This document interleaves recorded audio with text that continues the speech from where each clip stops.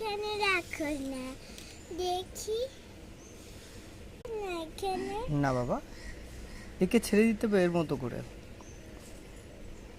এই পৃথিবীটা যতটা আমার তোমার, এই পৃথিবীটা ততটা ভয় পাচ্ছি এরও। কেন? ভয় পাচ্ছে কারণ এই ভাবছে একে কেউ মেরে দেবে তার জন্য, বা ভাবছে আমরা হয়তো মেরে দেবো, ওর জন্য ও নিজেকে গুটিয়ে আত্মরক্ষা করছে।